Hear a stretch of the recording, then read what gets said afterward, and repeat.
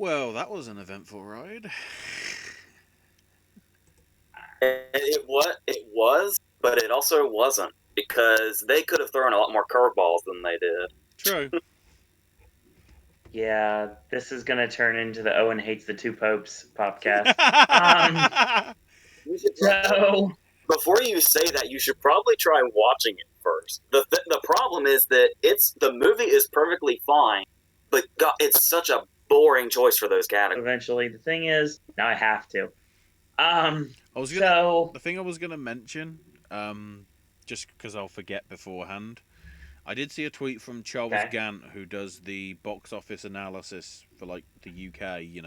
The same as Box Office Mojo, and Okay. he noted. I can say this because the BAFTA male leading matched the Oscar male leading. For BAFTA leading female, the average age. Oh, sorry, for supporting female. Sorry, the average age of the four nominees, because obviously Margot got double nominated, is 33. 33 or 34, Wow. with Laura Dern being the oldest at 52. The average nomination, the age of the best supporting actor is 81 years old. Oh my god. Hang on, I'm going to go to my Twitter because I need to verify that that's actually correct. The youngest is Brad Pitt at like 56. Oh, didn't you know? Let me get the numbers. Come on, tweet. Yeah, the average age. Sorry, the average age of supporting acting nominees is 71.2, with Brad Pitt being the youngest at 56, and the average age of the supporting actress nominees is 33.8. So he's saying, are male voters voting for men they'd like to be, and are they voting for women that they'd like to be with? Hi, Academy. Have you got a problem with young men or old women? Well, clearly not, because Kathy Bates made it in. I think it's 70. I think she's 71. I haven't So checked. much excitement I about haven't that checked the category. I'm numbers. so happy right now. But either way, yes, this is the discussion. We're gonna go from bullshit to mediocre shit to the big eight. But first, Ashley's got comments from our reaction podcast, which we just yes. did a second ago. So, Unless you're an archive that you see the video, it's down here in the description. sorry, Cassie, about with the volume, but I didn't want to make it too loud so you couldn't hear like our reactions. That's why the volume was where it was. Us is completely out of the category. Not just out of the category, not even in anywhere. Lupita got screwed. The Horror Nights house suck for the score. That was really good. The house wasn't very good. I agree. Josephine saying American Factory will probably win documentary. I stupidly didn't go. Did any of us see Did any of us see Biggest Little Farm? I'd have liked to see it get in. I don't think so.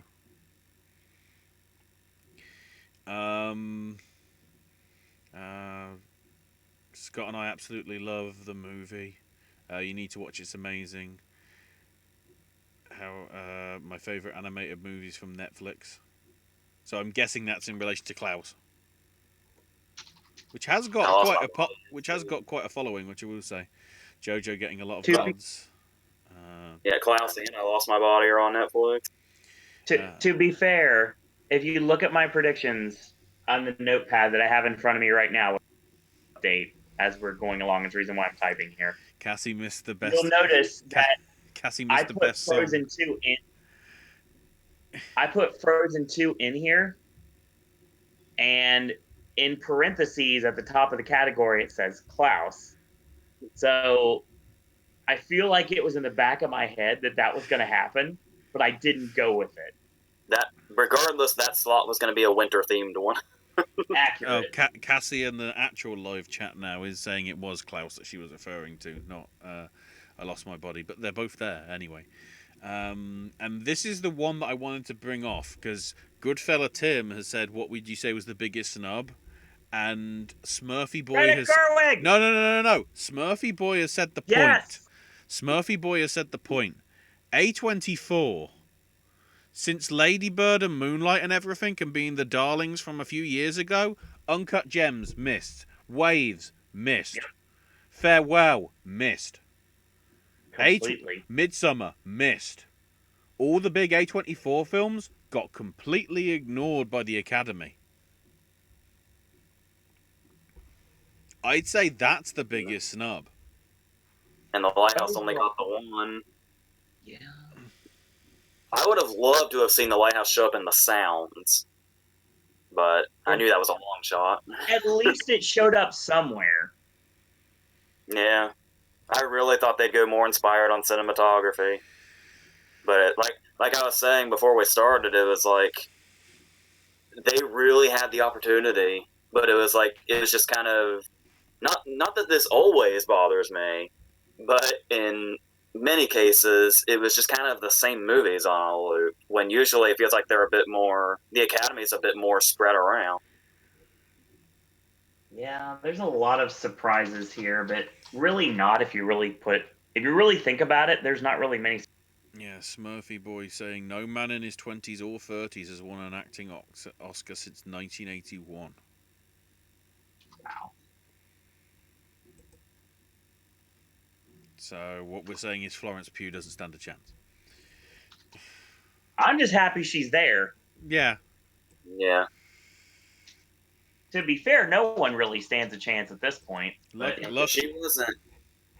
She wasn't my favorite performance in Little Women, but I mean, she earned it this year.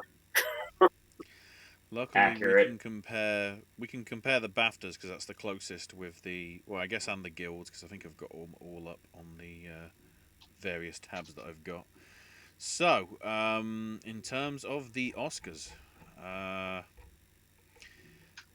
starting up, as I say, from the, I say the least significant, but this is always the juicy one because, you know, considering how they get completely shit on. So me saying that they don't matter probably is just shit on them, so whatever. Special visual effects. The nominees were Avengers Endgame, Irishman, Lion King, Star Wars, Rise of Skywalker, and 1917. Yeah, going with Alita wasn't a good idea in retrospect. I'm surprised Gemini Man didn't make it in. I guess it was a choice between Gemini Man or Irishman, and they didn't want to go with both. What's the correlation between the two is my question to you. De-aging a person. Okay, fair. Except, I haven't seen Gemini Man. Except Gemini Man did it realistically. Whatever the shit is 20-year-old De Niro, it looks like something I made with Play-Doh. It's just, having seen it, what would you say, what was your take to the young De Niro? Because to me, it just looked like, ew. I thought it wasn't necessarily the aging. The most distracting thing about De Niro to me was his blue eyes. Oh God, yes, as well. I forgot about that. They weren't even contact lenses. It was like, that's CGI blue eyes. Couldn't you just put contact lenses? You dumb shits. Yeah, because I mean, people keep talking about De Niro, but it's like, as far as I remember, Pesci and Pacino look fine. But I'm also not as strict on this kind of thing, so right. I'm a bit more lenient. But and it's because I love the movie so much anyway. It's like I just say fuck it when it looks bad. Ashley, I think we're going to use the fact that you have the up-to-date list of what the predictions were going in to keep everyone up to date. Yeah. As we go forward, in terms of the nominations, we covered all five. You know, we got all five combined through the three of us. Right. Me and AJ had 3. You had 4, Owen. Yeah. Next up, I'm saying that this is the one. You know, I'm going from least important to most important, but I'm going in order of the Wikipedia page, and it turns out the second lowest is editing, which is not that unimportant. It's super important. The last thing I wanted to say about visual effects. Oh, go ahead. The last thing I wanted to say about visual effects was the whole idea of I mean, it's obvious why The Irishman's there, and it's obvious why 1917's there. It's very obvious why 1917 is there.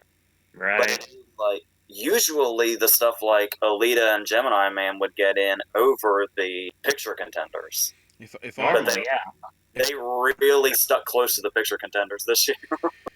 If I'm looking at the spreadsheet, can you keep an eye on the chat then, Owen? With the comments. I'll do the best I can. I did see Smurfy Boy saying Hereditary. That was last year, so it didn't count. Farewell and Last Black Man in San Francisco. Yeah, Last Black Man in San Francisco. It's going to be hard because she loves both Avengers and Star Wars. She only can pick one. Bry Guy says, for visual, I only miss with Captain Marvel over Irishman. And the fact that Joker got nominated in makeup for literal clown paint and costumes over Rocketmite and Dolomite is ridiculous. We'll get to that. Rocketmite and Dolomite. Rocketmite and Dolomite. Rocketmite and Dolomite. Rocky and Bullwinkle, you have a successor. Get out. That's right. So, editing. Sounds like a joke on a living color. We jumped to editing. So, for this one, we had Irishman, Ford v Ferrari, Jojo Rabbit, Joker, and Parasite. Thelma makes it in, unsurprisingly. Well, it's like we were saying. Editing is when you... Uh-oh. Oh, God. You shouldn't have said something earlier, AJ.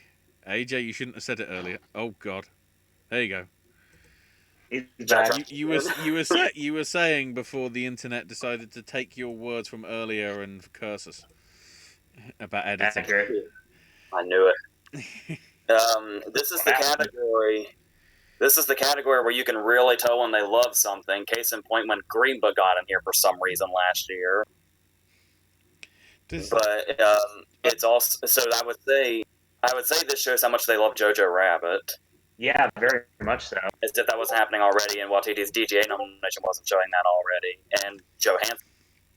But obviously, it can also be it has a tendency to be a death knell for the stuff that doesn't make it. And I do think 1917 is, like Birdman, kind of a special case where if it's visible, it's almost like the better editing is, the less likely it is. I was going to say Ford versus Ferrari is the weird one here. No, because I would have thought that, but didn't it make like the guild and everything? In terms of the editing guilds, and just being the kind of movie it is. The only thing I'm gonna think here is the fact that Once Upon a Time in Hollywood missing editing. I don't think it has anything to do with it. It's picture contention. Keep in mind as well with the editing guilds, you've got like dramatic and comedy separate, so it's like it's not a sort of level playing card. The fact that Ford versus Ferrari has not got a lot of nominations but still makes it in editing and picture probably means that they care a lot about that one as well to some extent. I would say. I'd tell it. Which missing was a surprise. Yeah, that's like in retrospect, it's like, oh, but they still didn't get Bale. That's interesting. Bry Guy says for film editing, I'm Apollo Once Upon a Time in Hollywood over Irishman and Joker. Yeah, the only thing I'm happy with here is it's nice to see JoJo and Joker get in here. I'm not happy. That would have been hilarious if Apollo 11 made it in editing and was snubbed in documentary. Great. Oh no, that Hoop Dreams did that. So yeah, exactly. It's not even unprecedented. Part of the interesting thing is, did the Irishman make it in for editing because she edited it down from 7 hours to 3.5? Or just for what she did in the 3.5? Hey, that editing is solid if it kept me awake for the entire movie, so there you go. She's Thelma Shoemaker, and that's all that matters. And that's not even we'll only nominate them because of who they are. It's because of the incredible work this person has done for however many years. Considering how much footage is on the cutting room floor, could they actually turn it into a 6 one-hour miniseries for Netflix and then sort of release it again? Is that allowed? Can we do that? Well, they are. Adam McKay is making Parasite a miniseries, so anything's possible. Fuck, it's happening.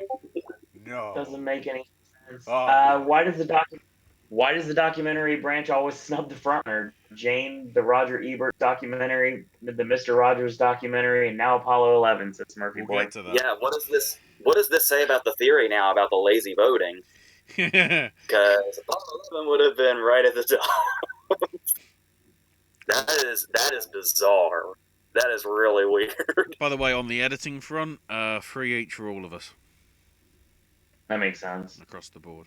The only one we missed completely was JoJo. Which sucked because I probably should have put it in there and I didn't. If we had done our prediction video like a week or so after we did, There when might have been JoJo more was of an getting all influence, of its yeah. momentum back. Yeah. So, next up, costume design. We have Irishman, JoJo, Joker, Little Women, and Once Upon a Time in Hollywood. Am I mistaken or misinformed, or was Rocket Man the front runner? You'd have thought so. We had it in all our That's what it seemed to lists. We had it in all our lists. We had Downton Abbey in all our lists. Neither made it. Yeah. And Yeah, Dolomite, fuck which Downton won Abbey. Best Costume last night at the Critics' Choice, doesn't even get nominated tonight. That's They what I didn't was nominate it at all, yeah. Opportunity. Oh no. God damn it. Like stuck to the lead. Say It's hard to say anything's disappointing when Once Upon a Time in Hollywood is in the categories. Accurate. Well, you should be disappointed, AJ. You got one. Mm-hmm. And I was kicking myself ever since we did that video because Jojo Rabbit is the most obvious fucking choice for this category, and I didn't go with it for some reason. Don't tell me. The shoes? All the shoes? Idiots. Every set of That's shoes? that is almost as dumb as me not picking Bohemian Rhapsody for sound mixing last year for a win. The one we all missed was Irishman. Which Yeah. can we give credit to a costume that's on Anna Paquin, even though she's in the film for 2 minutes?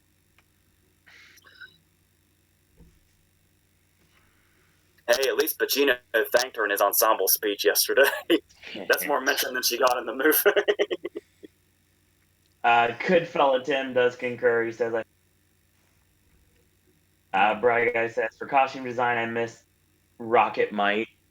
Dolomite. And That's Rocket now a Man. thing. You started something here, dude. Look, I'm sorry. I've worked today, and I haven't eaten much today. I've basically just been kayfabing the world today. we know So what, it's kinda but we like- know what it is. It's Rocket Might, Cliff and Brandy, and Donkey with headphones. Way. Oscar-nominated Donkey with headphones. We'll get to that. Later. Costume. So Bright Guy, like I said, he missed those for Irishman and Joker. And I know AJ got one. There's Donkey with headphones. Yeah. I got 3. Keep in mind I don't know what you got, gets, Ashley. the feed that gets put out will be on like a 30-second delay, Owen. So I might just randomly flash it up just to crack a smile out of you, Owen. Me and you both had 3, Owen, along with AJ's 1 for that. Okay. Yes. Best makeup and hairstyling, because it has to be styling now. Can't just be hair. Even though I'm pretty sure all 5 films that are in this and feature wigs. I didn't put this in here. Bombshell, Joker, Judy, Maleficent 2, Electric Boogaloo, and 1917. That's the first time in like 3 years I've laughed at an Electric Boogaloo joke. Well, it makes sense for Maleficent. Ugh. Hang on. I smell burning. I panic. Oh, jeez. Oh God. So, yeah, I knew Maleficent was going to be somewhere. I should have gone with it. It's one of those cases where as soon as it came out of my mouth, I was like, nope, it should be the other way around. There was something else I was going to say about one of the other categories, and now it is too far behind for me to remember what the hell it was. That's fair. I don't have the list in front of me. I should probably pull that up. I'm trying to keep mine updated. Hey. Ashley's returned. Anna Paquin had more screen time than Cumberbatch did in 1917. Accurate. I only missed Rocket Man. I'm seeing 1917 tomorrow, but I'm pretty sure there's a lot of people that are in that film for about 4 seconds. Yeah. It's all glorified cameos. I don't even use the word glorified. They're basically cameos. They're all cameos. It kind of reminded me of... do you remember when Guy Pearce, David Morse, and Ray Fiennes just came in and out of the Hurt Lock? It's basically that. Oh, God, yeah. That's what they do.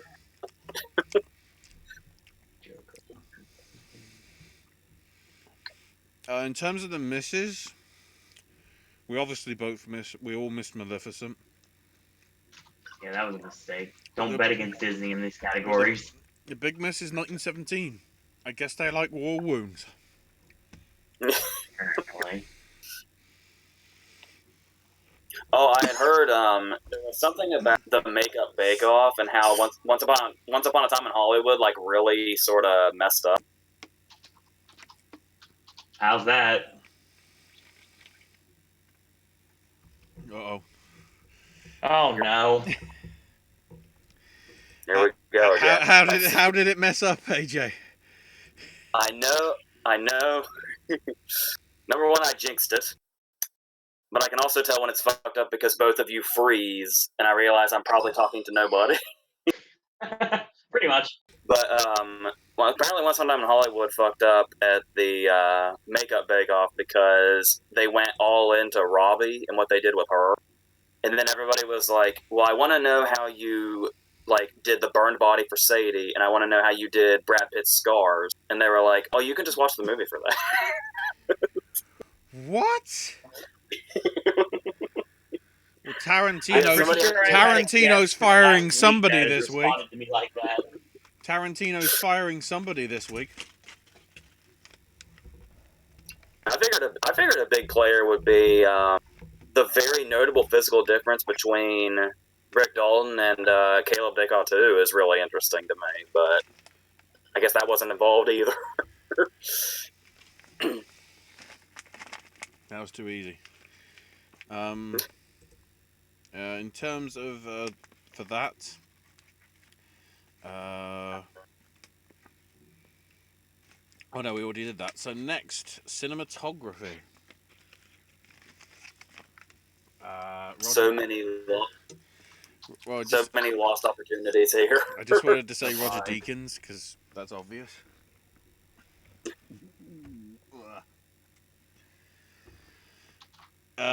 So along with him, we had Rodrigo Prieto for Irishman, Lawrence Sher for Joker, Yaron Blaschke for Lighthouse, and Robert Richardson for Once Upon a Time in Hollywood. At least one of them made it in, though, AJ. Yeah. I'm happy that Richardson got in, very much so. I get the feeling it was either the Bruce Lee scene or the over the house scene did it. The Lighthouse was the surprise here for people that are not paying attention, but people that are paying attention, not so much. Wait, was Lighthouse the only nomination for A24? I'm trying to remember if not Lighthouse was an A24 film. Yeah, it is. There we go. So I guess I didn't get fully snubbed. Just mostly. Just one out of 45 categories. But its film should have been in. I'm truly fucked next week. I've looked at my listings. Thank God I've already seen Just Mercy because I've also got Bad Boys, Hidden Life, Bombshell, and Waves. Damn. And that isn't even at my local. So that's the further away. That's the one that's far away. Parasite not making it in here. I know you and I both had that, AJ. And Yeah, it would have been very easy. It would have been very easy for the 11 noms to have a three-way tie. Portrait of a Lady on Fire also missed between the two of you. But we had all 5 covered. Mainly because of the lighthouse rescue from AJ. That was the one that neither Owen and myself had. So yeah, 2 for you, AJ. 4 each for me and Owen. Brad Guy says he missed Ford versus Ferrari and Portrait of a Lady Mm-hmm. Hollywood. Oh, makeup and hair, I don't think I said. It was 3 AJ, 3 me, 2 Owen. So, production design. Hi, Mr. Top Hat. Production design. This is the one where you had the streak, wasn't it, AJ? Yep, and then I had, as usual, too much faith in Ad Astra. Does that mean I now have to take on the mantle? Because I got the perfect 5 out of 5. I don't know why the fuck I didn't say JoJo again, but Yes, Irishman, JoJo, 1917, Once Upon a Time in Hollywood, and Parasite. Regular documentary. Whoops. Little Women not making it in. Yeah, that was my flip. I had Little Women instead of Parasite. And obviously we covered everything because I got perfect on it. You had 3, AJ. Owen, you had 4. Mr. Top Hat says, "Hi, fellas. Sure was a real shocker this morning in terms of surprises. Indeed, missed on JoJo, but I did have Parasite." And Bright Guy says, "Production design. I only missed Joker over Irishman again." So now we get to the 2 sounds, which didn't match up, so we have to do them separately. Damn you, Academy. Mm-hmm. So for sound mixing, we have Ad Astra, Ford v Ferrari, Joker, 1917, and Once Upon a Time in Hollywood. Ad Astra is obviously the curveball for everybody. Yep. because I picked the wrong one again. You pick the right films once, it's just in the wrong categories for their solitary nomination. Yeah, JoJo screwed me in both sound categories, actually. We'll get to that. 2 for AJ, 4 for me, 4 for Owen, and then for sound editing, Ford v Ferrari, Joker, 1917, Once Upon a Time in Hollywoodland, and Star Wars: The Rise of the Rise of Rey. Palpatine. The Rise of Palpatine. I still love that clip of somebody watching the last 5 seconds of those suns and Rey on the horizon, and this kid just going, "I fucking hate Star Wars." Like, well, that person's been converted. Thanks, JJ. So, Top Hat says Rocket Man got so snubbed. Well, this is another one where we talk about the snubs. Me and AJ had it in both editing and mixing, and he didn't get anything. Nope. Yeah, and I'm not crazy about Rocket Man. So it feels weird to feel disappointed just solely based on getting predictions. I guess that campaigning did really well for them in terms of getting hype for it, and the Academy never took the bait. And I think that was why. I think Edgerton winning Globe is why I was so scared about DiCaprio for a second there, but we're good. Edgerton doesn't have magical gold derby powers like his predecessor, Eddie Redmayne, so that's the reason he didn't go any further than he did. Comedy for 2 is still comedy. So, sure there's some people that remember that. Yeah, exactly. Don't forget, we got a Suburban Commando reference last night, so I'm good with that. For mixing, I missed Avengers, Rocket Man, and Star Wars, says Bry Guy, and he says editing, I missed Avengers Endgame. Yeah, Avengers movies never make sound. Ever, do they? I can't remember if the first one did or not, but I don't know they whether Marvel only did Black Panther last year. yeah, I think it was only in visual effects. I was rewatching the Popcast reaction video we did because I had time, and yeah, I believe so. If the awards season was longer, Edgerton probably would have gotten in, said Murphy Boy. Maybe. God, imagine if Screen Actors Guild goes to him, and then it's like, well, sure, that'd be awkward considering that the actors are supposed to vote for the actors, and they liked him. They liked him by the time That they would got to be- SAG, and then they just like, oh, no. If that happened, that would be the third time in a row that the person that won SAG that missed the Oscar nomination was British. So it'd be a British thing. True. Damn it. Black Panther had both sounds, said Top Hat. Yeah, I thought it did. I was speaking strictly of like movies called Avengers. Right. Oh, okay. Oh, good point. None of the Comedy Globe winners made it in acting. Yeah. Best original song. God. We have Toy Story 4's I Can't Let You Throw Yourself Away. Rocket Man's I'm Gonna Love Me Again. The only nomination for Rocket Man. The one category that has the chance to win is the only nomination it got. I'm Standing With You from Breakthrough. Into the Unknown from Frozen 2. Its only nomination.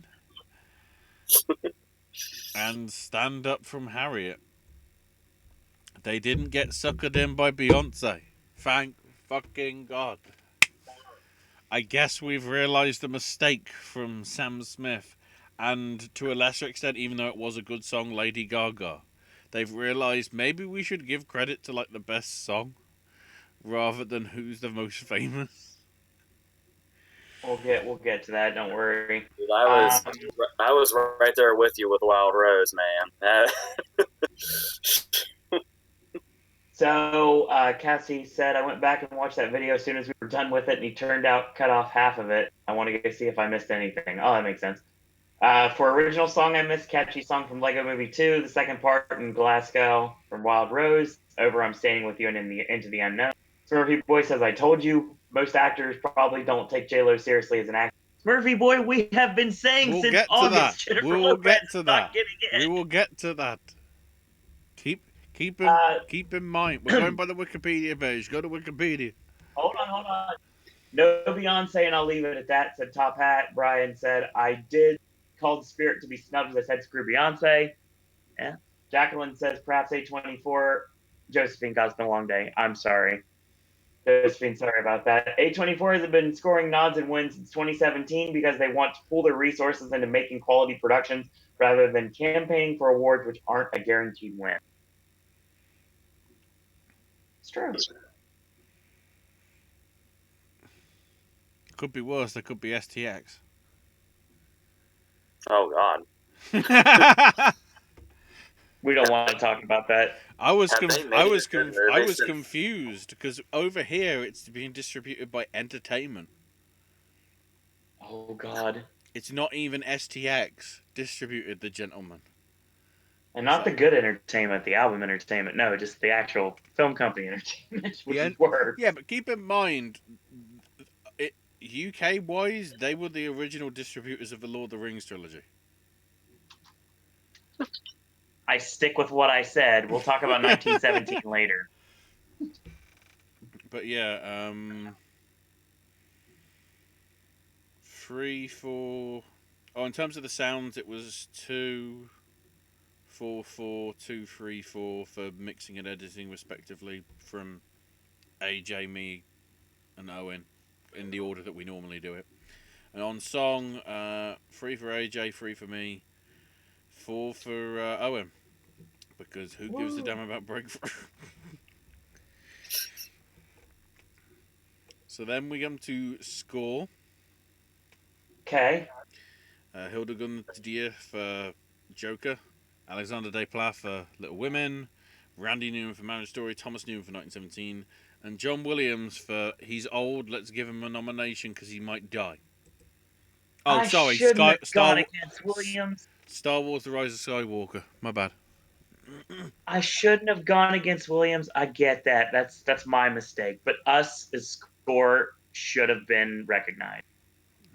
I've completely forgotten how prominent Marriage Story score is. I really should have gone for it, and I didn't. That's why I felt comfortable putting it in my original lineup. Like I was barely paying attention to the fact that it was Newman. It was just it's really prominent in the movie too. Like it plays a big part in the emotions of that movie without necessarily like going into overkill. So Let's hope Randy Newman gets double win for 2 different films. I really wanted Glass of Soju to get nominated. Once again, I'm so mad it was score. That score is incredible, says Josephine. Smurfy Boy says, how do you go from winning picture to almost being shut out every year talking about A24? Goodfellow Tim says, during Brad Pitt's acceptance speech, he should thank Brandy. That's fair. Bright Guy says, I only missed score with JoJo over Little Women. Top Hat says, Newman versus Newman, Dawn of Star Joker. yeah, you really shouldn't bet against baseball. That's not at all. Josephine wants to know how I met Ashley. How we met Ashley. Ashley is a friend of mine from an old wrestling podcast we all used to listen to, and one day we just started talking about wrestling in general, and then I started doing Popcast. I was the guest on his show talking about the Oscars. Yeah. And then he got moved into basically doing wrestling coverage with us, and he started awards coverage, and now he's a fixture on the network. Because I couldn't be bothered to do it myself, so you might as well combine. Speaking of... Just because there's a couple of Best Picture nominees that vote places their number one. JoJo, Once Time, Ford vs. Ferrari, 1917, and Parasite. I love Ford versus Ferrari, but I don't see many people putting that in their number one position. Yeah, I don't know. It's so good. Yeah, it was like such an like it almost feels like it's like an underrated choice at this point because it's like you go into that kind of movie thinking it's going to be just kind of your average sports movie, but it's so fucking good.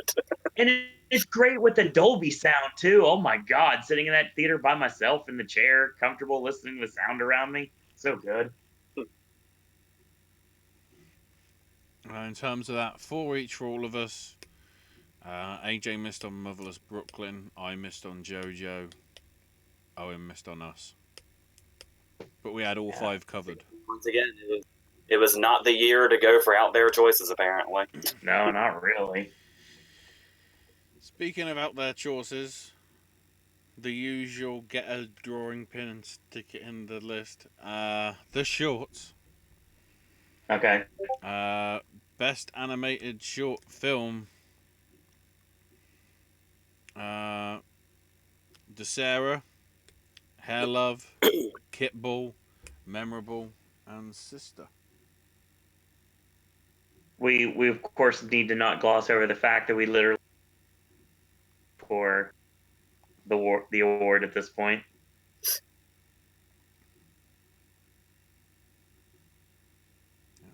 Yeah, that's just like throw a dart, like Ashley said, and see what sticks. I did not do good on the shorts, but I never really do. Actually, I do decent on animated most of the time. I mean, not this year. There were two. There was 2 that I was confident enough on, which was Hair Love and Kit Ball. Considering Hair Love got a lot of attention with Spider-Man, and Kit Ball got a lot of attention because it's sort of Pixar, but they didn't like push it. But yeah, Memorable, making it in. Sister, which I did get, and DeSera, which AJ got. Yeah, I only went with it because I was like, surely they won't go daughter and sister for some They reason. did. Daughter, sister. What a memorable Kitbull hair love story that is. Yeah, combined all five. Live action. Oh, go ahead. Apparently, Parsnip Burger says I keep cutting in and out. This setup sucks. So this is Yeah. all we can really do. This is the best we can do, being in 3 different places in the world. Son of a bitch. We're doing the best we can here. Hopefully, you can hear me at least somewhat. Josephine says the Brits are more likely to vote for 1917. How Bright Guy says for animated short, I missed with He Can't Live Without Cosmos, Mind My Mind, and the Physics of Sorrow.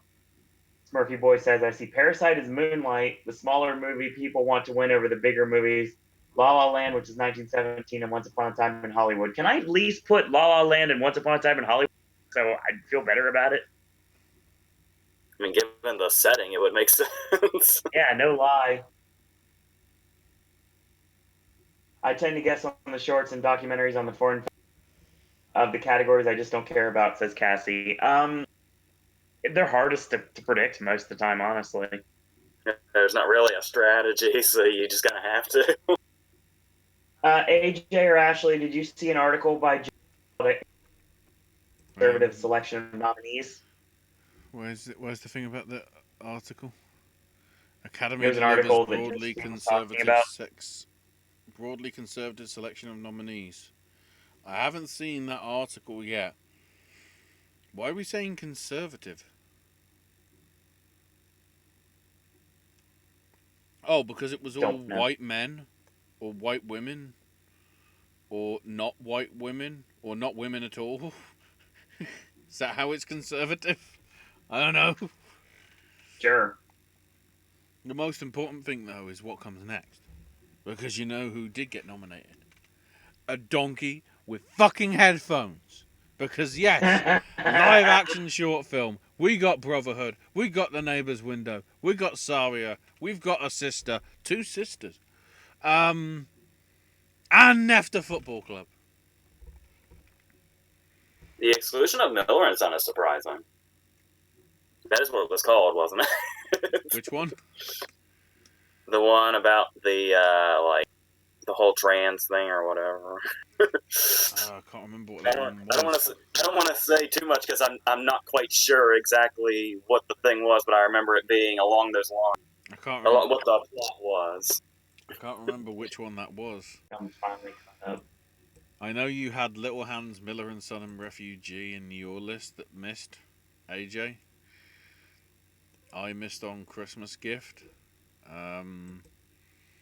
Owen missed on Sometimes I Think About Dying. Which means we actually had all 10. Well, sorry, we had all 9 covered. No, 8. We all missed on Sister and we all missed on Brotherhood. We went with the other 8 in between us. So we should have just gone all in on the family title. Yes. Accurate. And Josephine, donkey with headphones.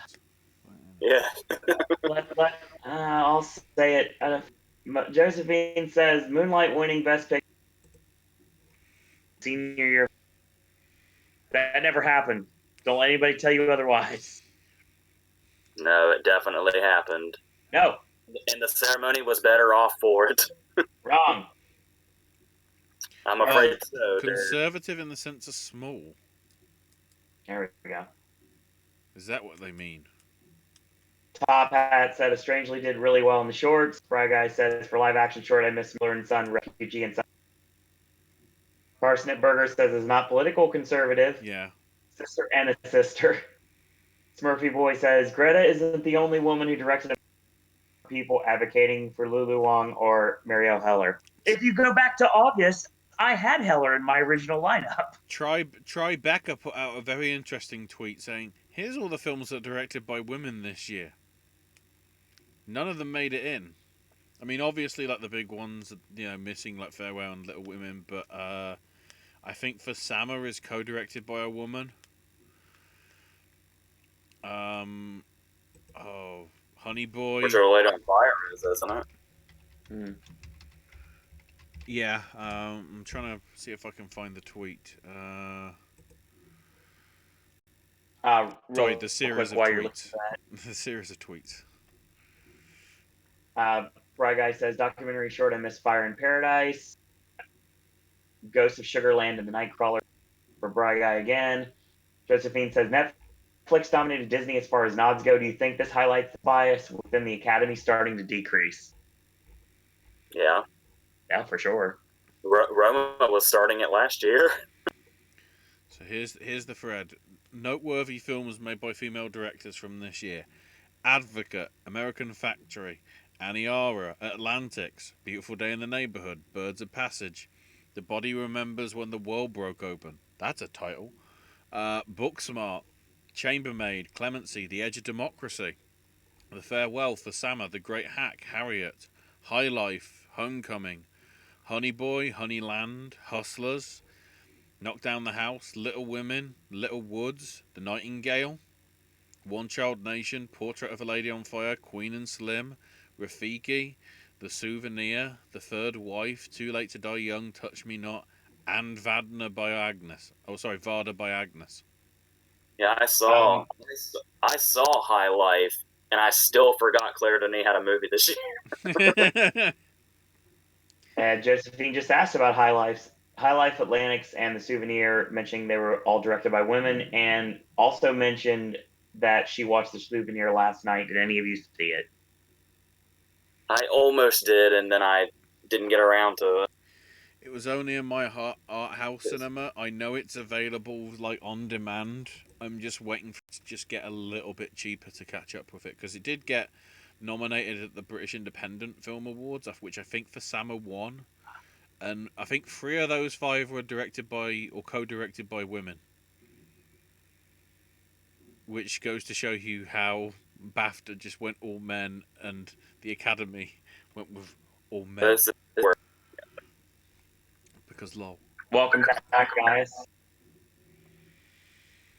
Yeah, as far as The Souvenir goes, this is that time of year where it's like I always plan to do a whole bunch of catch up at the end of the year, and then it's like it gets so overwhelming, I end up missing most of it.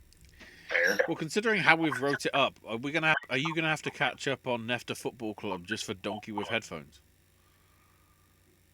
See, I know where to find it, so there's no excuses. YouTube and Vimeo is your friends. Here's the best part. January 31st, AMC is doing the shorts in the theaters. I've never had a chance to do these because it never comes where I can actually go. This time it's actually going to happen. You're going to watch Donkey with Headphones live. Exactly, and I'm very excited about it. Yes. I'll mark out when it happens too. Chris Gaius says, I didn't know Tom Hanks was on the live stream. He doesn't either. No, that needs to be there. Oh, I know. That needs to be there because we'll get to the BAFTA snub that the Oscars corrected. The final short though. Oh, by the way, on the numbers 2, 3, and 3. Real quick before that was Guy says, "Was I the only one who got excited when The Lighthouse got nominated for cinematography?" No. Hey, Jay. No, that was a pleasant surprise. That was a very good, pleasant surprise. So, best documentary short. All 5 of us covered it, even though we were far from perfect. The list was In the Absence, Learning to Skateboard in a War Zone, if you're a girl, Life Overtakes Me, St. Louis Superman, and Walk, Run, Cha Cha. I had all of those in at one point, and then I bumped those 3 out. Those last 3. I should have committed to Walk, Run, Cha Cha. I've seen the fucking thing. I should have. It's weird. Sometimes when you have seen something, you want to go seen it and completely misses. So it just depends on the year. They're totally random. Yeah. Josephine says Greta is not the only female director. A lot of female directors who get noticed their privilege because they are actresses first, i.e., Olivia Wilde and Greta. It goes to show you how under-recognized so many female directors are because female actors are recognized more than female directors. Understandable. Yeah, we can't really argue. So. No. I just sit here. Best documentary feature. I cannot no longer call it the Apollo 11 award because it happened again. Because we have American Factory, The Cave, The Edge of Democracy, For Sama, and Honeyland. Got two of those right, and that's about it. This highlights even more how amazing it is that Amy and OJ Made in America were still able to pull it off. No lie.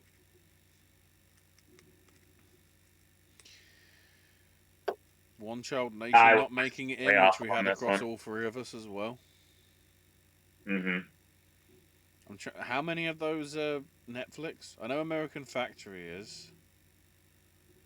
I don't think For Sama is. I don't know. I think the Edge of Democracy is. I think that is what it's called, right? Yeah, that's correct. Josephine says, I would like to have seen A Hidden Life get in for cinematography. I love that movie. Please don't judge me as pretentious. I still got to see it. It's coming out next week. I haven't seen it, and this is such a weird thing to say about a Malick, but the story intrigues me. Oh, and I know that's not necessarily the way to go into a Malick movie, but documentary feature. Bry Guy missed Apollo 11, Midnight Family. God bless it. Sorry. Apollo 11, Midnight Family, One Child Nation over what got nominated. I went with the exact same three you did, Bry Guy, if you remember correctly. Parsonberger says Honeyland was the best. Did it not get nominated for national film? It did. That's the reason I went with it. Josephine says it's because they like to go with political docs because it makes them feel like they're highlighting important political issues. Parsonberger says Michelle Obama did American Factory, will win because yeah, didn't think about that when I went in there. Should not have went against that movie at all. We can now confirm documentary feature branch are lazy voters, and I believe Cool Guy snub. I believe you're right, actually. You are our historian for a reason, Brian. I can understand why you would remember that. It's going to become common practice now to snub the front runner and totally documentary. Trying to think of a pun for Apollo 11 snub, but I can't. I apologize. Yeah. No, come on. Apollo 11 failed to take off. Yeah. That's the pun. This is true. Anyway, 3-2-2. So AJ comes out ahead on that one. Proof positive Owen sucks when it comes to predicting shorts. That was documentary feature. Well, I'm just saying anyway. Proof positive. I suck at the shorts. I never do well with documentary. Combined with the shorts, you had 7. I had 9. AJ had 6. Okay, I wasn't last. But it was only 1, so that's not that big of a deal. Best international feature film. God, before we go, Top Hat says Christopher really spaced out there. Wow. Oh my God. Anyway. Ashley, Kidze. Something makes me think that somebody's going to be trying to sprinkle peach pollen on this trophy. Just Accurate. so Parasite doesn't win. Because alongside it, we've got Les Mis from France, Honeyland from North Macedonia, so as we mentioned before, makes it in for both documentary and foreign film. Corpus Christi from Poland, Parasite from South Korea, and Pain and Glory from Spain. I had doubts about putting Atlantics in, but it seemed to have too much going for it. But apparently it didn't. Yeah. Bry Guy says International Miss Atlantics and Truth over Corpus Christi and Les Mis. Yeah, Corpus Christi was the one I missed here. Or the Academy doesn't like Africa. I don't know. Because it's all European apart from Parasite, which was the shoe-in. I guess North Macedonia is the new entry, because obviously France, Poland, and Spain have had plenty in the past. Josephine inquires about what Dan Morell from Screen Junkie saying about selecting nominees by a jury similar and current branch system. Do you agree? What was that? Should they select nominees by jury similar to Cannes rather than the current branch system? Oh, I don't know. Well, if you look at last year, there was nothing wrong with it last year.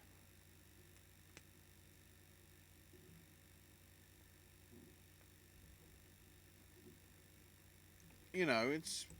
I don't know. Next on the hit. Either way, 3 for AJ, 4 for both myself and Owen. Animated feature.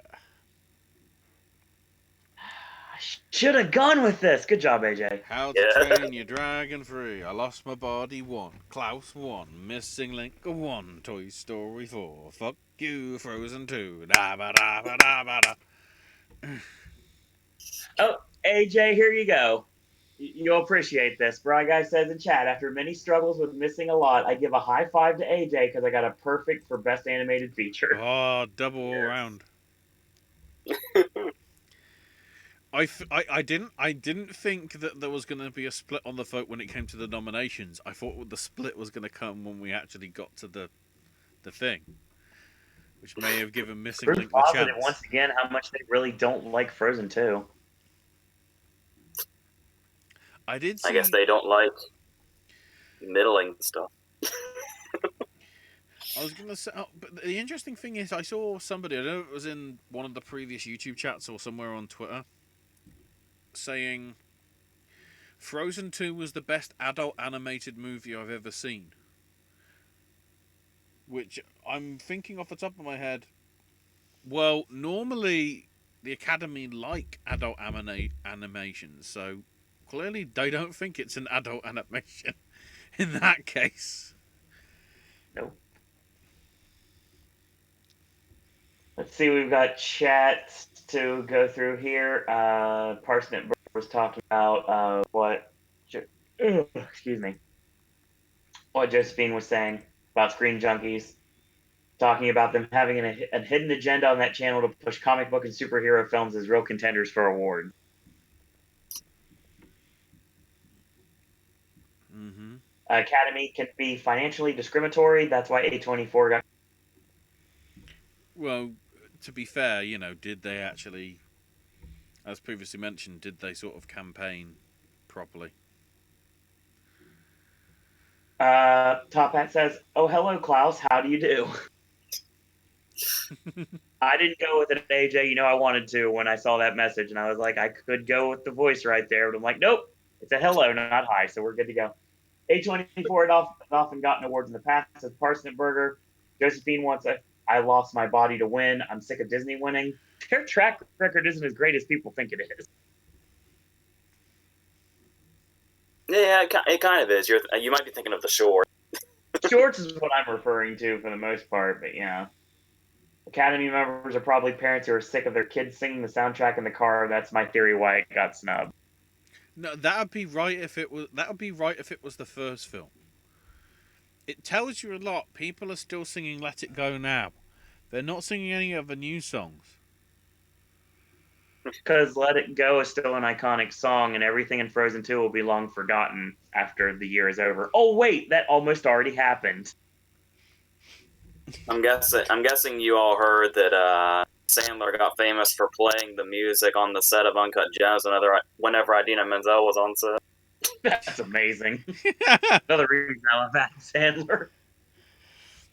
So 5, 3, and 4 on the numbers front for that. Another clean sweep for the all revered experts at Gold Derby, says Gaius. Oh no. The other thing good about Gold Derby is it tells us what the order of things are, and I like doing their prediction gimmick because it lets me keep track of what I predicted. Did he put experts in quotes like that, or just you? Yep, he totally did. Gaius is old school Popcast Network, sir. He knows what's up. Oh, it's time for the big 8. Oh God, already? Do you want me to do the other 16 again? Make this go longer? No! I want to have dinner. Right. We don't talk about Gold Derby here because that's where the Eddie Redmayne fan club 5 years ago. Yeah, we kind of alluded to that a little bit ago, and we kind of glossed over the just a quick mention. And it's like no more. So we know what the new Gold Derby favourite is because, adapted screenplay. We've got Zalian for The Irishman, Watiti for Jojo Rabbit, Phillips and Silver for Joker, Gerwig for Little Women, and Anthony McCartan for The Two Popes. Wow. I mean, I do have to say something in his defense. To my understanding, this is really reaching for. Oh, we You reaching. definitely are We're right reaching, now. boys. To my understanding, the idea was he wrote a non-fiction book on the subject and then adapted his own book into a fictional screenplay. I do find that very interesting. From what I saw from the notes, it says adapted from the play. Is that what it was? Yeah. What the initial piece, whatever it was based on nonfiction, and then the script was fictional. But he wrote both. Is what I heard. Okay.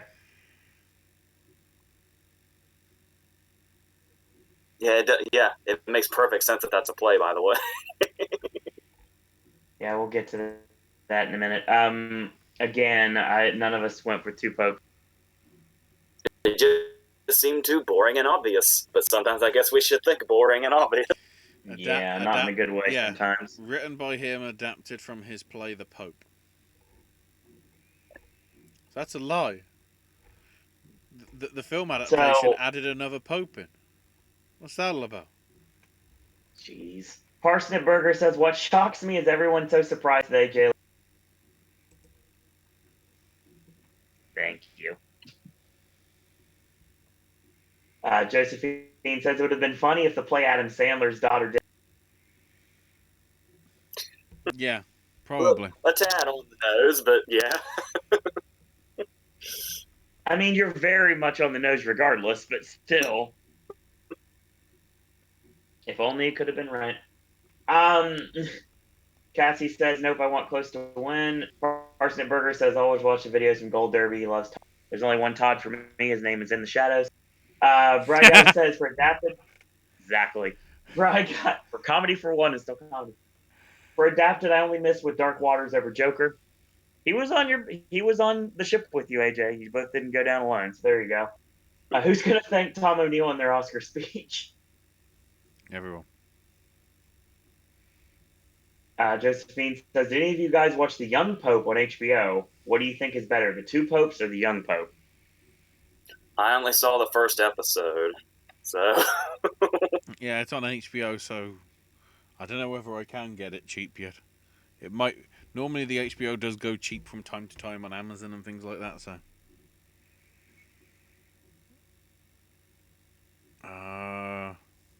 To be honest, what's better, Two Popes or Young Pope? Donkey with headphones. Of course, that's the obvious answer. Obvious. Yeah. Speaking of obvious, what we should have known, but first, how did everyone do on Best Adapted Screenplay? 4 each. Of course. Because we both missed on Beautiful Day in the Neighborhood because Two Popes. Oh, favorite Hopkins performance, says Josephine. It's almost too obvious the Sounds of the Lambs, right? I have to go with it because I can't disagree. Let me see if there's anything that's even in the running for me. In one of the least obvious ones, I'd say his supporting role in Elephant Man. Yeah. Just to try and do a left field one. I have an answer for this that works better. Not better, but like an answer that's kind of out there. His performance in The Lion and Winter has always stood out to me. Mm-hmm. Magic. Magic would definitely Oh be up yeah, there. with the with the dummy. Yeah, Yeah, I yeah, might as well. I might as well throw this one out there. Hitchcock. yeah, I really liked him in Hitchcock.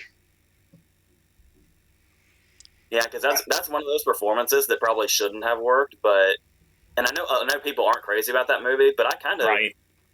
yeah, I'm kind of I kind of I buy think it. I think Toby Jones did a better job in the I can't remember what it was called, but it was the one that was about supposedly the making of the birds with Sienna Miller as The girl, Janet Leigh, I think it was called The Girl.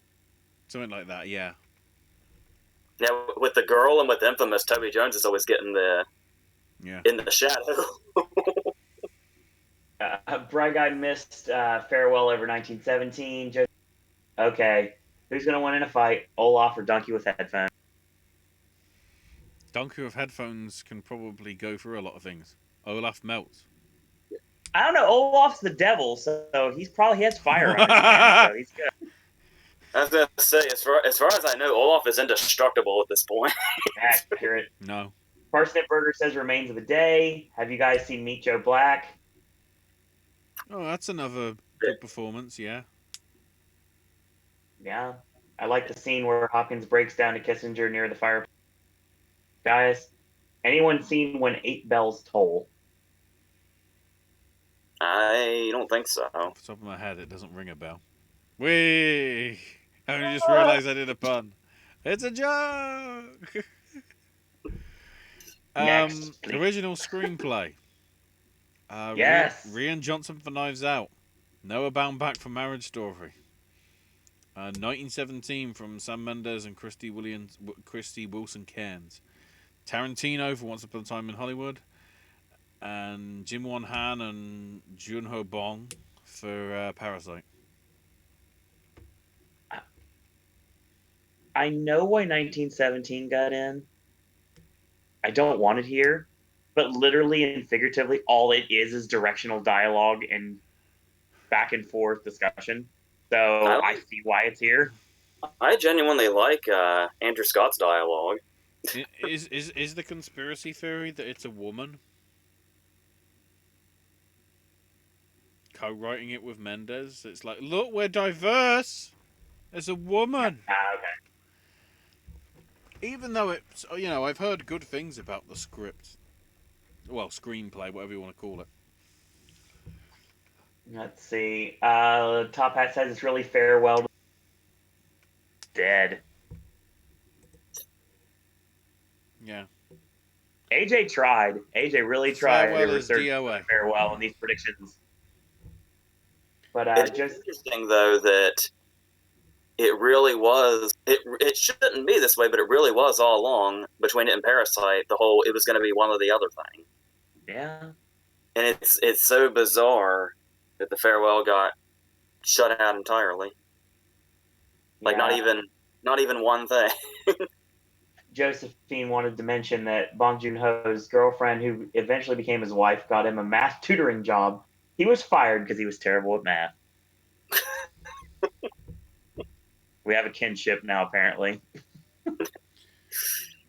Donkey with headphones, because if you could just click all that, he would fall apart.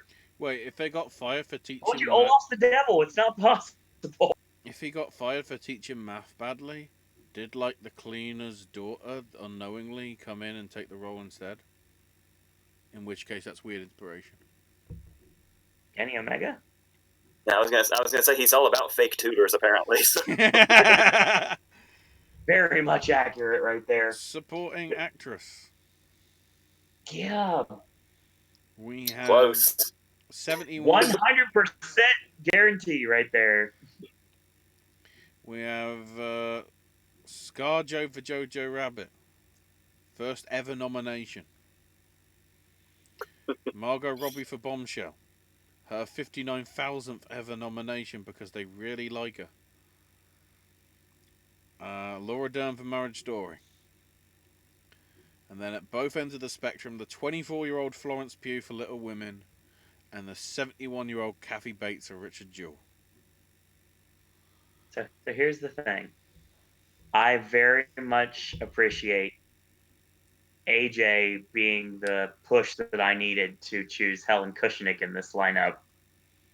Thank my brother for that. He started that shit before Globe even happened. Yeah. I say this again.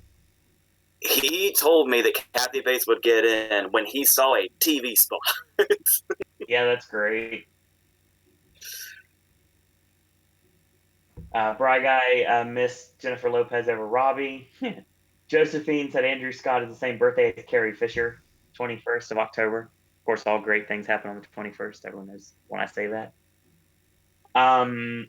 Here's the thing. We've been saying this again since August. But Jennifer Lopez wasn't getting here. Well, August is a stretch because Hustlers didn't have any buzz at all until like a couple weeks before its release, and then it had all the buzz. But when I saw it the day it came out, it was like, for some reason I just don't see it. And then the whole Mila Kunis comparison thing went all the way, which I wasn't quite counting on, but there it is. So 4-3 and a perfect 5. I did not think that would be the perfect score that I would have on any category. I really thought that Johansson double on was a stretch, especially after what Vikander did in 2015. So, supporting actor. We'll do it in order of sensible to nonsensical. So we've got Tom Hanks for Beautiful Day in the Neighborhood, Al Pacino for The Irishman, Joe Pesci for The Irishman, Brad Pitt for Once Upon a Time in Hollywood, and then the only nonsensical one, Anthony Hopkins. it sucks. It sucks to feel this way. Yeah. These predictions make you dislike things you don't dislike. Because Hopkins should be celebrated. But there were so many options here, Willem Dafoe. There were so many options here. I know. I seriously thought you were about to go into a bit where you said there's so many options here, Willem Dafoe, and there's like, and this here, Willem Dafoe, and this here, and Willem Dafoe. And I thought we were going to go in that direction, but we didn't. I was tempted to so say many options. But I was tempted to say Willem Dafoe for Beautiful Day in the Neighborhood, Willem Dafoe for The Irishman, Willem Dafoe for The Irishman, and Willem Dafoe for Once Upon a Time in Hollywood. Blame Lars von Trier for me not being as big of a fan of his as I could be. Another thing we do really need to be celebrating though is, holy shit, Hanks was finally not snubbed. Exactly. Do you think anybody in like the late 90s, early 2000s ever thought those words would exist? So, Bright Guy says, supporting actor I miss has his long overdue nomination. Mm-hmm. They had to really, they did love Parasite in order to give that spot to him. It wasn't an improbability at all. There was really nobody that was out of it. Anybody could have had that fifth slot. Yeah, it was. That's another reason why it's so disappointing. It was Hopkins, is it was a wide open slot.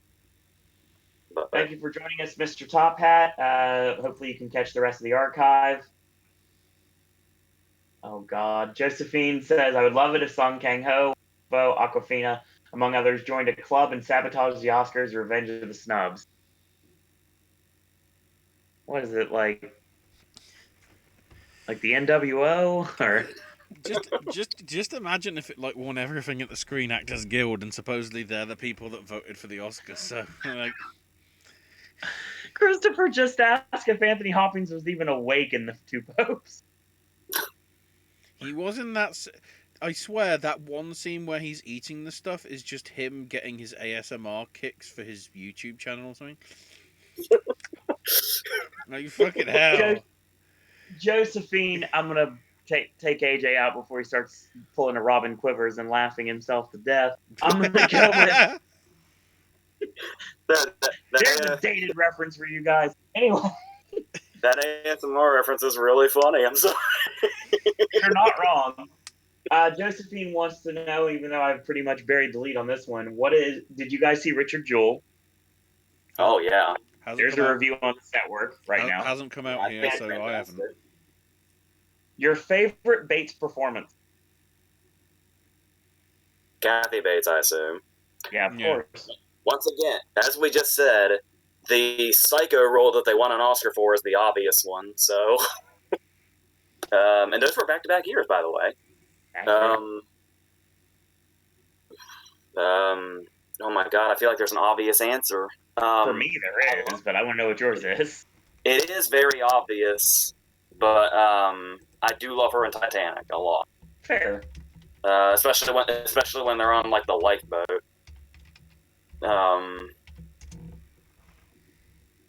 Oh god. Well, at least since Bobby Boucher was snubbed, at least his mom got in. So. Accurate. Even before seeing the list, I was going to say fried green tomatoes. Nice. That crossed my mind. Yeah. Josephine agrees with Misery being the answer.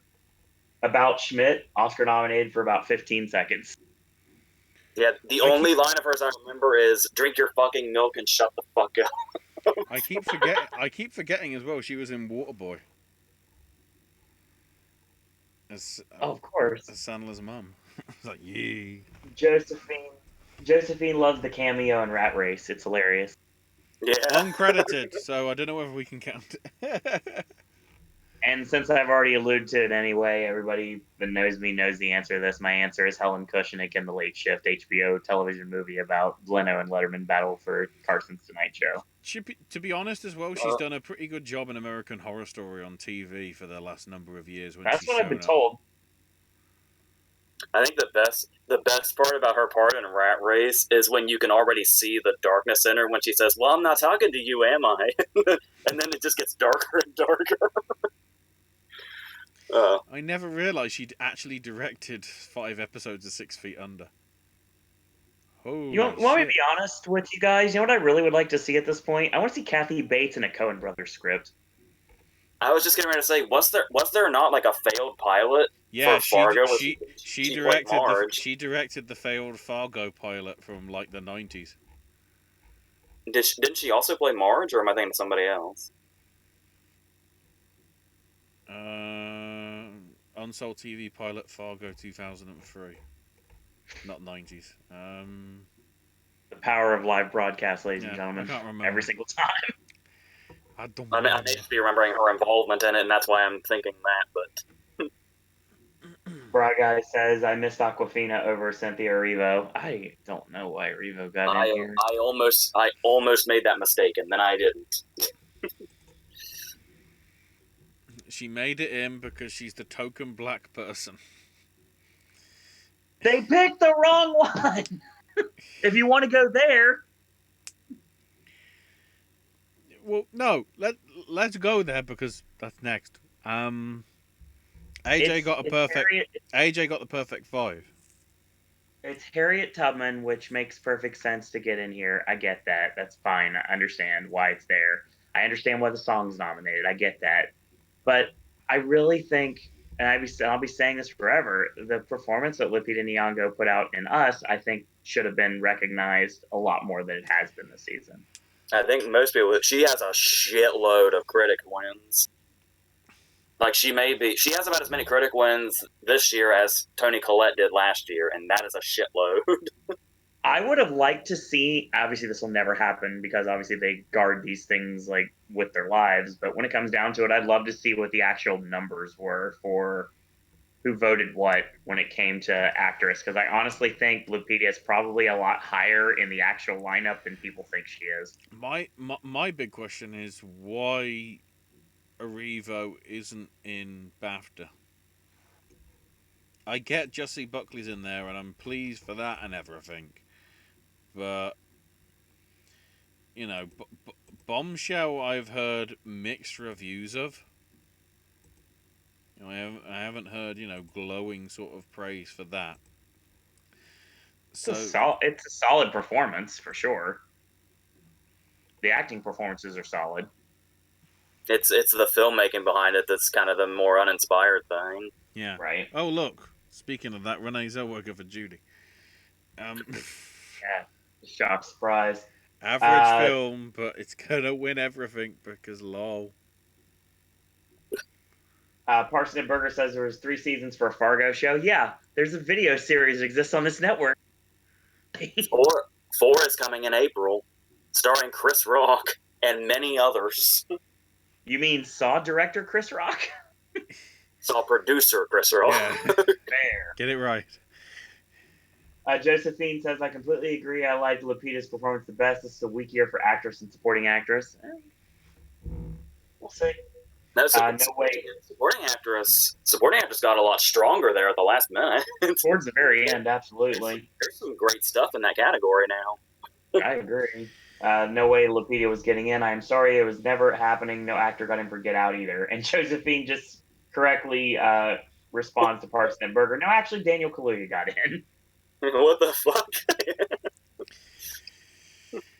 So, Christopher forgot us existed. And once again, regardless of it's one of the out there nominations or not, you can't just say somebody that got in at SAG had no chance. Exactly. Bry Guy says Zellweger is winning basically playing the actress that starred in AJ's #2 movie of all time. Very true. that movie's quite a bit of focus, too.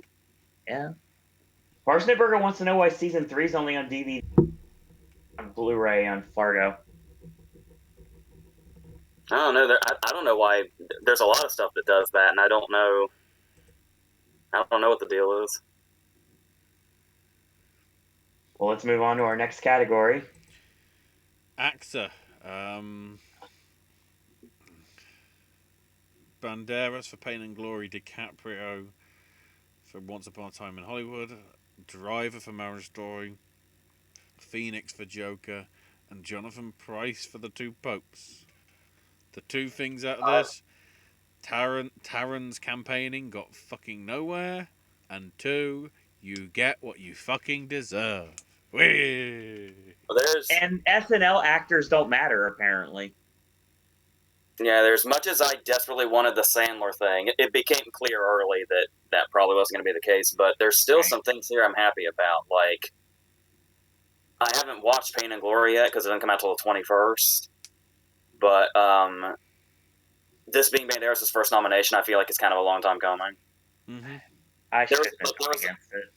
There was a while there where his run of American movies, he was just known as like an action guy, but he's got so many great performances under his belt. And then, like I was saying before, did I mention Live yet? I know we were talking about it beforehand, but the fact that this is Jonathan Pryce's first nomination. You didn't mention it Live. And it's like I feel like it's a boring choice here given all the choices we had, but it's really cool to finally see him nominated. He didn't even get nominated for what was it, The Wife? Mm-mm. Parsnip Burger says Sandler will never get an Oscar. I don't know at this point. Maybe. It depends on if he keeps putting out quality like Uncut Gems. Oh, hang on. His best shot is to go back to PTA. I really want to see him in PTA. I'm trying to remember what PTA's next film is. Because he sort of teased it, hasn't he? Isn't it that high school thing or whatever it is? I think it's got a title, but I can't remember what it is. Oh, what do we got here? I would have put Paul Walter Hauser at Price at Goodfella Tim. Yeah, he's so fucking good. Oh my god, he's so good. That would have been great if he would have gotten some traction. Christopher says Banderas' performance in Spy Kids 2, The Island of Lost Dreams, moved me. That was just going to say what most people think for Antonio Banderas. The Spy Kids franchise. And SpongeBob SpongeBob movie 2. There is no performance forever. Accurate. There's no Just World where Glenn Close has no Oscar and they're going to give one to Adam Sandler, Jenny McCarthy, or J Lo. It's ridiculous. What did Jenny McCarthy do in the movie? I'm curious about that one. Price was great in The Wife. Don't forget Price in Darkest Movies. Disney's Darkest Movie, Something Wicked. Oh yeah, Something Wicked This Way Comes. Yeah. Yeah, definitely.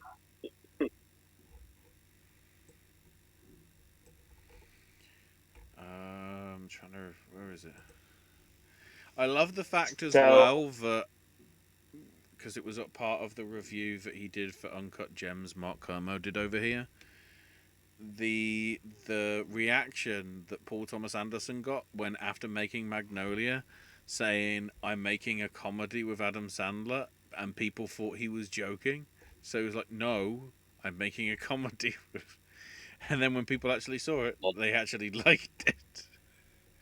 Head and Shoulders is his best Also, performance ever too. it also seemed totally random after The Master when he said he was going to do a slapstick comedy, and that ended up being Inherent Vice. Such a great movie.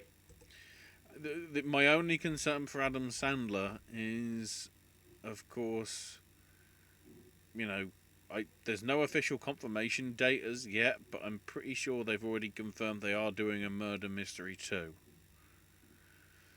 And then we've got the Hubie Halloween film, and then Hotel Transylvania 4 in next year. There is something else I keep failing to acknowledge. I said that if Sandler's going to come back in a way, like with another role as crucial as Howard Radner, it would be through PTA. He could also go through Bombach again. Most definitely. They went together really well too. So, actor, I'm pretty sure I was one of the only ones that missed on this one. None of us went with Price. No. Edgerton didn't make it in for AJ. Bale didn't make it in for either myself or Owen, and De Niro didn't make it in either because he got Bale's what a he shocking one, deserved. especially if they like Ford that much. It's also interesting. I had argued that De Niro could still make it if they really go for The Irishman, and it's like they did really go for The Irishman, and he still isn't. Yeah, that sucks. I kept thinking about was, even though this was a movie that had no other love whatsoever, even though he was in the Ultimate Picture winner, was when Tommy Lee Jones materialized from out of nowhere in 2007 with no precursors. This is true. Speaking of Irish, But once again, real quick. that could have been a No Country carryover. So Yeah. And Josephine says Sandler was so good in Uncut Gems. I forgot I was watching a Sandler performance. It was so transformative. I did like that tweet that somebody noted about how he was dressed exactly like Lando, and he said, "Yeah, pay respect to a legend like Lando." Yeah. Speaking of director there now. Yeah, directors: Scorsese for The Irishman, Todd Phillips for Joker, Sam Mendes for 1917, Quentin Tarantino for Once Upon a Time, and Bong Joon-ho for Parasite. So did Joker get in place of either half of the Gerwig Baumbach couple? That's the only thing that makes any sense to me. Probably. Even though I think all three of them are better directed than The Irishman. I really thought that Gerwig thing was going to happen. I would have bet just about anything on it. It should have. As we were saying, they might as well hand her adapted screenplay now because that's how they're going to make up for it. It's going to be Greta and Quentin winning side by side on Oscar Sunday, and that's what I'm happy to say. What I'm wondering as well, if does Arrivo have a chance of winning actress, because they're also acknowledging how there's no black people, and they're going to feel sorry on that front.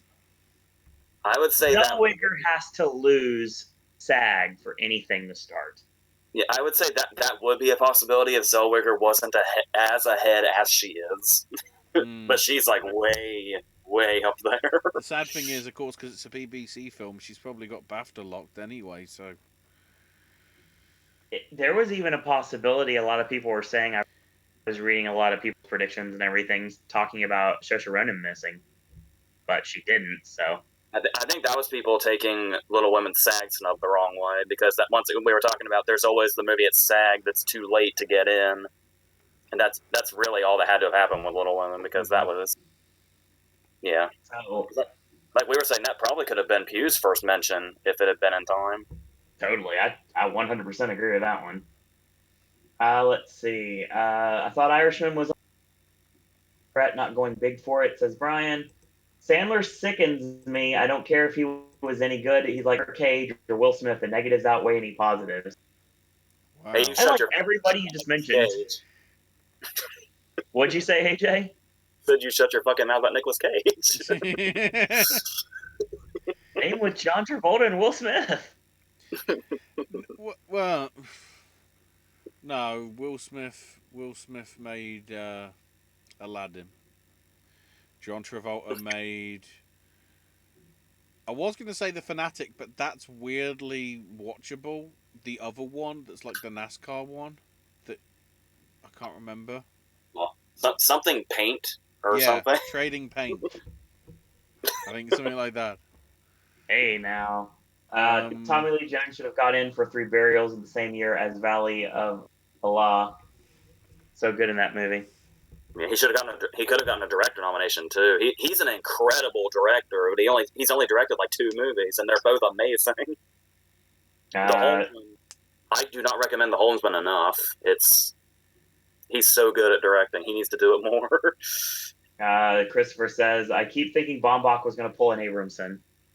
I had Baumbach in my lineup. It's just, It wasn't strong enough, apparently. Yeah, before DGA happened, I was saying Waititi was a possible Abrahamson, but then DGA put that to rest. Let's see. Parsnip Burger says 9 best pictures.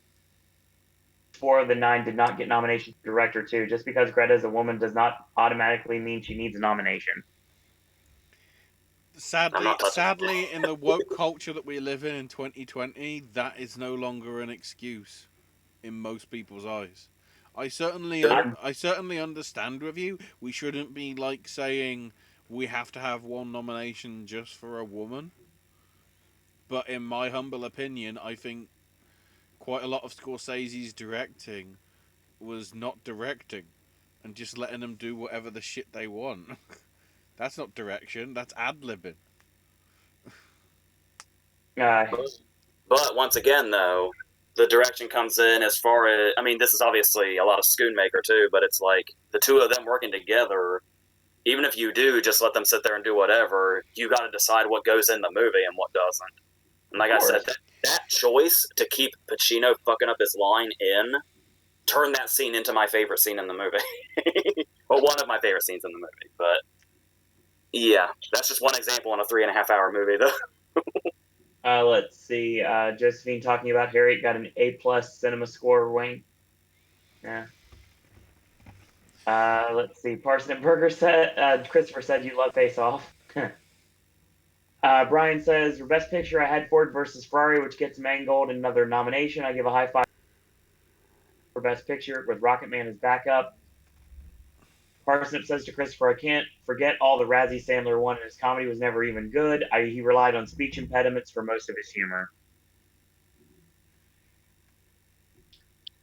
And Christopher says he only won for Departed after years of way better films and winning.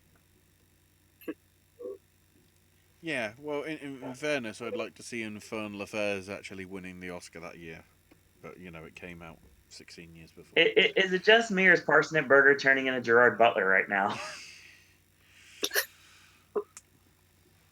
What, he's going to make a trilogy of absolutely awful White House You don't remember movies? that throwaway movie called The Ugly Truth that came out? I'm trying to remember all those terrible... Well, he was in a shit ton of terrible films. Wasn't there that other romantic comedy one?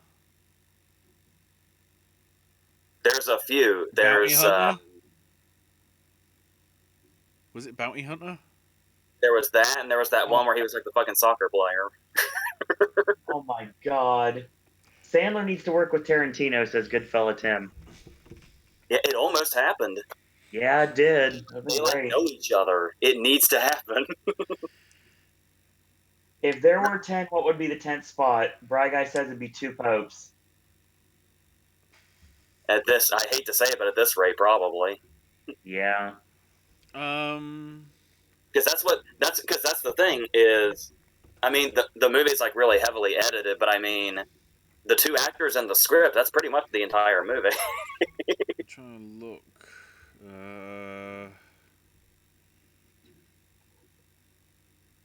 If there were Bry Guy screenplay and Hopkins and Price get screenplay and acting nomination, you're good for picture. if Parsnowberger says, go ahead. if it wasn't the two popes, because of the PGA nomination, it might have been Knives Out, That could have been possible. but it was probably one of those two. He says they never give people the wins they deserve. Pacino won his son of a woman, not his best. Yeah, but I do think because of that, his performance in Son of a Woman doesn't quite get its due with like regular people, because Right. he is amazing in Son of a Woman. Like that's Totally. I hope that isn't downplayed. Okay. So yeah, I've vented when we did the reaction when Greta missed. Again, that's more of my personal bias, and always has been when it comes to her. I understand why everybody got nominated. It makes sense, really, after thinking about it. But it's just like I was thinking it'd be a little different, but it wasn't. Like we said at the beginning, it would have been nice if they went a little more inspired with some of those and it had some more out of left field choices. But they really just wanted to stick to their favorites this year. It really shows in the lack of surprises in the nominations that what is it, 4 movies had double-digit nominations. Mm-hmm. I know 3 4 for sure, but I don't know if it's what the 4th one was. Mm-hmm. So yeah. And then on Best Picture, we had Yes. Ford v Ferrari, Irishman, Jojo, Joker, Little Women, Marriage Story, 1917, Once Upon a Time in Hollywood, and Parasite. Perfect 9 out of 9. Yeah. And we got it right that it's 9. I guess that ballpark's always good then. My damn farewell thing. There's always that one movie. There's always my youth. There's always my silence. The one movie I stick with, I shouldn't stick with. The only thing I can say to that is I'll never live down American Hustle. We all went down with that ship, AJ. Oh, sorry, God. Owen didn't. Me and you did. So with that being said, the scores on the doors in total combined, Owen wins. 86. Took me starting to watch movies, apparently. 86. I need to check on last year's figures to see whether it was just as bad for you last year. Can't remember. 86 for you, Owen. I had 84. AJ probably suffering with some of those tech categories with a 70. Oh, hang on. Oh, wow. Tension mounting. I forgot to put numbers in the spreadsheet. No, numbers are wrong. But sadly, that one spreadsheet is the one where we said exactly the same answers, so the divides don't even change. Owen had 90. I had 88. AJ had 80. So I basically what was it called the road? Well, there was also the thing where I was in fear of jinxing Once Upon a Time in Hollywood, so I didn't say it as much as I should. That's 2 straight years for Owen, because you won last year as well, Owen. Prize on that one. And you won my youth. What did you say, AJ? You won last night too, didn't you? Oh, I totally won last night. It was like by 2. Let's not get ahead of ourselves. Yeah, but I had a really good comeback on some of those predictions that were out there. Now I need to go into the archive to see whether Owen won 2 years ago.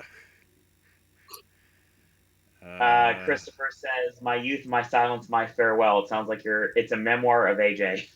No, two years ago it was me ahead, AJ second and Owen last. So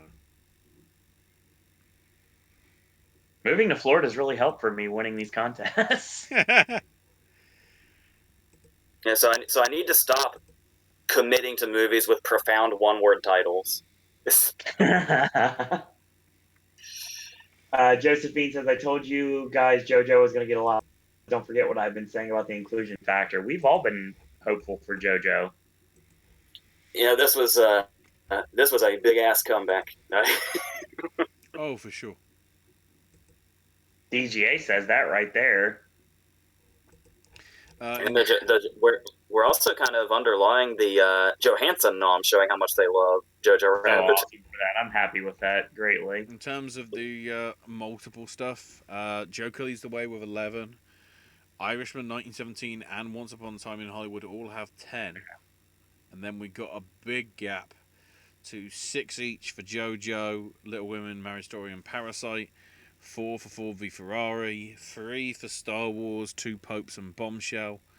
And then 2 for Toy Story, Pain and Glory, Judy, Honeyland, and Harriet. At the end of the day, Parasite did not perform as well as people thought it was going to either. It got the right nominations, but it didn't get the right number of nominations. I didn't think Harriet was going to get a huge amount. I felt confident in the 2 that it was going to get. And didn't I have Once Upon a Time in Hollywood reversed in the 2 big texts where I had it being snubbed in cinematography and getting in editing, but it was the other way around. Yeah. Right. Well, there was a lot of that. Maleficent did that. Maleficent was in the wrong one. Ad Astra was in the wrong one. You got Star Wars and Ad Astra in the wrong ones for both sounds. But because of how stupid what the difference is with them, who the hell knows? Hold on. AJ just jinxed Parasite, says Christopher. No. The only thing can jinx that if somebody uses peach dust. Parsnip Burger, apparently I won predictions with Ashley in second and AJ in third. But it was close. Mm-hmm. Josephine asked if the award season had been longer, do you think the nominees would have been different? Possibly. Yeah. There certainly would have been more time to stew. There would have been more time to stew and make people decide what they were going to. Parsnip Burger says, I've never seen the ugly budge on, a bit like your Tiffany. That was back when I was watching absolutely everything and had to, so it was kind of like there was no choice to not watch that movie. Because if I remember correctly, usually nominations are out on Tuesday, so if this were a normal year, they probably would have come out on the 21st, wouldn't they? All good things happen on the 21st, of course. Considering that the Razzies are coming out on the 20th, that probably would have been the 21st, yeah. Mm-hmm. At the end of the day, there was a lot of surprises, but mostly the surprises are ones that we shouldn't have been surprised by. If you're really, really, really intricately paying attention, you should not be surprised by most of it. To be fair, some of the surprises, I would say, are the snubs. Oh, of course, that's how it is every year. No, but I think there's been more snubs this year than there has been in recent years. So I can say this now because here's the thing. With my job, I walked into the break room and someone was watching, and I heard loud as day, Renee Zellweger, and I ran. So I opened up. At least it wasn't a spoiler. Yeah, no lie. And then I got confused because Ashley will appreciate this one too. I saw a post that was on Bing.com, which is the search engine that we use at work.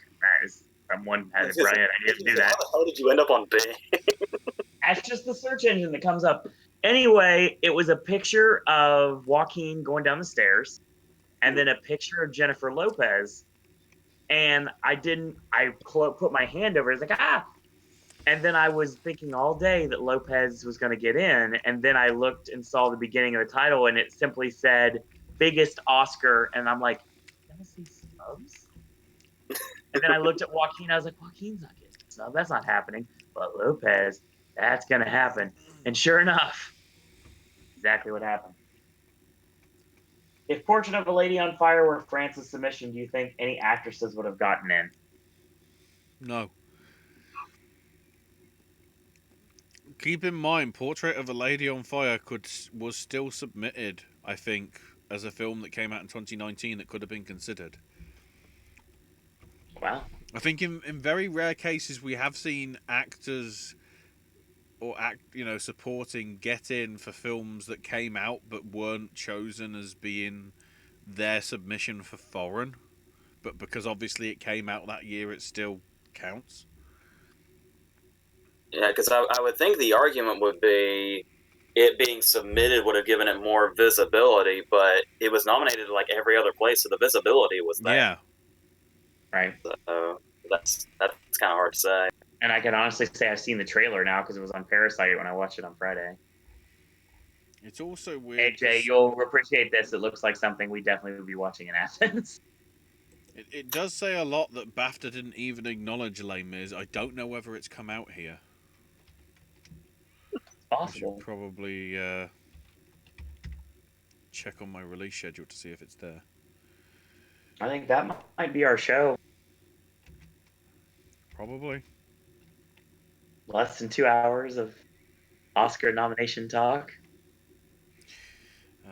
Oh wow, Les Mis isn't coming out here till April the 24th. That's a long time from now. So it's nowhere near the window of eligibility, so... Then again, I'm pretty sure... Oh, what was the big film from last year? Not Burning. In what context? Shoplifters? Yeah, Shoplifters was in April, I think. Or did that win at the BAFTAs? I lose track. There was how many? One of the foreign films came out April, like way after it could have been an awards contender. So Roma? No, because that came out on Netflix, so everybody had it. Parsnipberger also asked, how many Les Mis adaptations will they make? Too many. Isn't this Les Mis something else entirely? Hang on. Save me. Les Mis 2019 film. Based on the short film of the same name by Ledgerly. Inspired by the riots of 2005 in the Paris suburbs. Oh, it's like... Oh, what was that other... What's the other film? Lady Macbeth. It's Lady Macbeth. Lady Macbeth is not about Lady Macbeth. Les Miserables is not Les Miserables. 3 members of an anti-crime brigade who are overrun while trying to make an arrest. Oh, so it's... Is it trying to be the French version of The Raid then? Or the French version of Dread? That's what it sounds like. Amazon Studios acquired US distribution rights to the film. Oh, I see. It's not coming out... I don't know whether it's got some release in America, but it's scheduled to be released in the US on the 10th of January, so maybe that's why it wasn't in? I don't know. If it didn't get any screenings before Christmas, then obviously it wouldn't be eligible, so...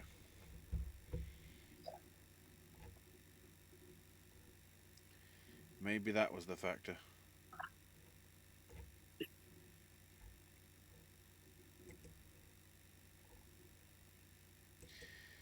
So, that is the discussion done.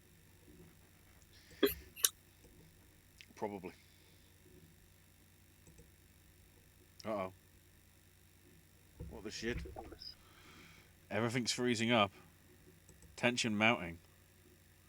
in the show. So, hey, Everything's going wrong. Way shit. I can see you both again. Is that good? Who the fuck knows? I think that means it's time to take it home. I can't see AJ anymore. Yeah, I couldn't see you a second ago. It's all I still going can't wrong. see you right It's now. all going wrong. Hang on, quick, save it. Save it. Oh, I can't copy over. I'm just gonna have to put Hanks in AJ's place. Nice. So once again, thanks everyone for joining us tonight. If you are an archive listener, this will be up with tomorrow's video, which is actually going to be our guild predictions. We're going to be doing SAG, DGA, PGA, WGA Oh. tomorrow. Tomorrow means Wednesday. So yeah, look for that podcast to be Wednesday night. And of course, after the show finishes for the SAG Awards on Sunday, we're going to be doing a recap show. And then next week should be BAFTA. And the week after that is Spirit and the Oscars. Yeah, it'll be all going on. More donkey with headphones. Yeah. So once again, I'm adding him into the montage. Good Lord. Thank you, everyone, for joining us tonight. We had a great time discussing what happened with the Academy Awards, the misses, the hits, the snubs, and the surprises, all from the Academy that was many hours ago. Sorry it was so late. Next year, I promise you right now, we're going to go live early so we don't have to kayfabe the world for the entire day. Once again, Ashley, thank you for joining us tonight. Mm-hmm. His best and worst of the year are going to be coming up in the next week. We got that should be on Thursday and Saturday, respectively. Reverse that. Worst first, best next. Yeah. I'm very curious about those. Same. I've worked it out. I've seen, well, that includes plays as well, but I've seen 183 things at the cinema. Some of which might have been twice, or it might be more than that, but let's just say the Mouse House is gonna get its ass ripped. Not surprised. AJ, of course, will be back at it again later this week with another edition of AJ's movie reviews on Friday. It's going to be Doolittle, Bad Boys for Life. I'm pretty sure Underwater is in there, and the last one is, oh yeah, Adish, Like a Boss. So, Oh no. My thoughts exactly. some more movie content coming this week. So stay tuned for that. AJ, thanks for joining us tonight again.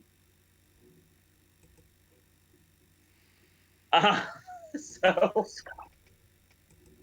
thank you, live chat. Thank you, archive, for your comments below. We really appreciate it. As always, we want to thank you guys and girls out there for watching. And until Wednesday, boys and girls, that's all we got to say about it. Hang on. Got to end on the emotive, the indescribable, the unique donkey with them headphones. Do you think Dr. Dre got paid for that?